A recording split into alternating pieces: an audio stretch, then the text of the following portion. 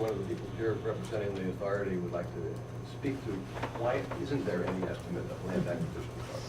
Because we don't have that information yet, as far as the... Why don't you have the information?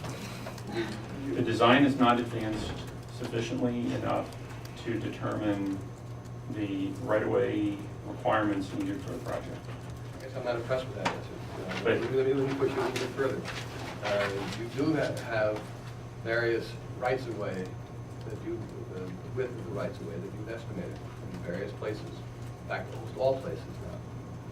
Isn't that right? Correct. So why can't you say, okay, in this place we think we're gonna have an 80-foot right-of-way, and that would mean that we've got to take properties A and Z and not property C. In other places we're going to 100 feet and do the same type of process. So now that you've talked about the right-of-way, and Mr. Doty talked about 80 feet is sufficient, sort of claims that as a great success, why don't you know the properties?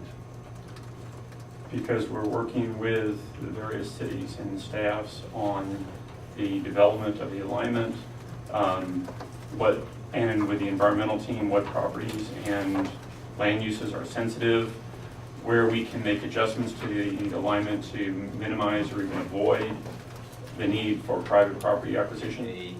At a more preliminary engineering level, you had broader parameters on the cost of, for instance, a tunnel versus a cut and cover and all the different alignments. And you've had broad ranges that you've gradually narrowed as you had more information.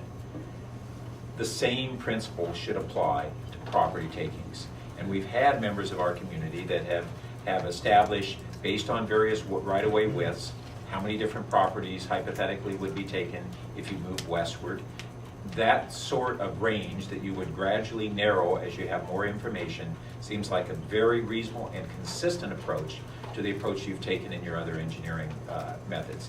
You have the land value changes as you go up and down the corridor. The problem is we're being asked to respond to a supplemental AA absent a major cost factor.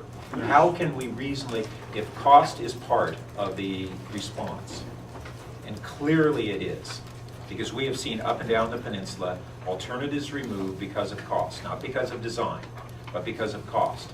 And so if cost is a major consideration in determination of alternatives analysis, how can we do that analysis absent a major cost factor, even a range?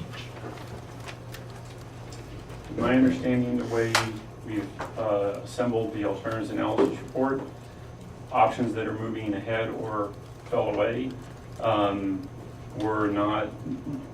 did not fall away due to cost. It was due to feasibility, constructability, other things, and keeping these other options as we move ahead. That's inconsistent with statements by Robert Doty, by the board members, by the CEO of the High Speed Rail Authority to us.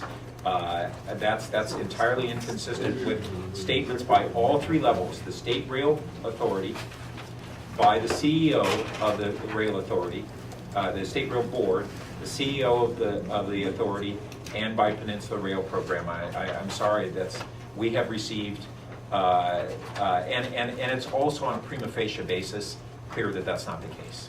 They're getting removed for reasons that are very much impacted by costs.